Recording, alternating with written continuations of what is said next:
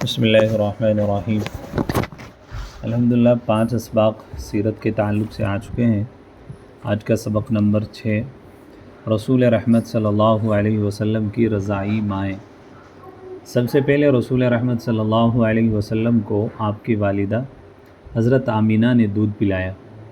2-3 دن کے بعد ابو لہب کی باندی صوبیہ نے دودھ پلایا۔ ابو لہب نے بھتیجے کی پیدائش پر اپنی باندی کو آزاد کر دیا۔ حضرت صوبیہ رضی اللہ عنہ نے آگے چل کر اسلام قبول کر لیا۔ آپ صلی اللہ علیہ وسلم زندگی بھر ان کے ساتھ حسن سلوک کرتے رہے۔ ہجرت کے 7ویں سال ان کا انتقال ہوا۔ والدہ محترمہ کے علاوہ آپ صلی اللہ علیہ وسلم کو 7 عورتوں نے دودھ پلایا۔ جس خوش نصیب عورت کو باقاعدہ رضاعی ماں بننے کا شرف حاصل ہوا وہ قبیلہ بنو سعد کی نیک خاتون حضرت حلیمہ سعدیہ رضی اللہ تعالی عنہ تھی، جن کے نام میں بھی سعادت چھپی ہوئی ہے۔ عرب کے شریف لوگوں کا دستور تھا کہ اپنے بچوں کو دایا کے سپرد کر دیتے تھے تاکہ بچے گاؤں کی ہوا میں تندرست اور توانا ہوں۔ وہ ان بچوں کو اپنے گاؤں لے جا کر ان کی پرورش کرتی تھی۔ آپ صلی اللہ علیہ وسلم حضرت حلیمہ سعدیہ کی قسمت میں تھے۔ آپ صلی اللہ علیہ وسلم حضرت حلیمہ سعدیہ کے گھر میں کیا آئے، رحمت آئی، برکت آئی، خوشی آئی، رنج و غم غائب ہو گیا۔ آپ علیہ السلام حضرت حلیمہ سعدیہ رضی اللہ عنہ کے گھر میں رہنے لگے۔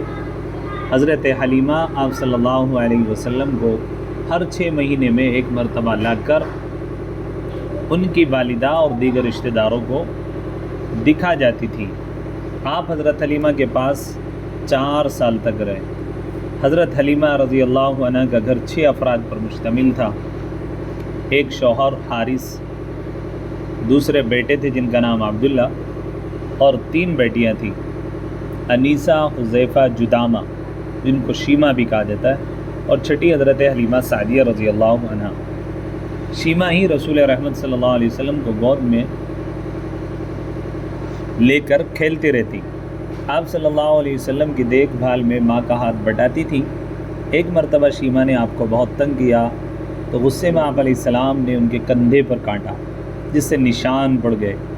یہی تکلیف 50 سال کے بعد شیمہ کے لیے رحمت کا ذریعہ بن گئی، اس لیے کہ سن 9 ہجری کو ایک غزوے میں جب وہ مسلمانوں کے ہاتھوں گرفتار ہوئی تو شیمہ نے کہا میں تمہارے رسول کی رضاعی بہن ہوں۔ بڑا احترام سے دربار رسالت میں پیش کیا گیا۔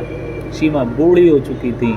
انہوں نے حضور علیہ السلام کو بچپن کا واقعہ یاد دلایا اور کندھے پر دانتوں کے نشان دکھلائے۔ رسول رحمت نے اپنی چادر بچھا کر انہیں عزت و احترام سے بٹھایا اور آپ کی آنکھوں سے آنسو بہہ پڑے اور فرمایا کہ میرے پاس رہنا چاہو تو بہن کی طرح رہ سکتی ہو۔ وہ ایمان لائی اور کہا میں اپنے لوگوں میں لوٹ جانا چاہتی ہوں۔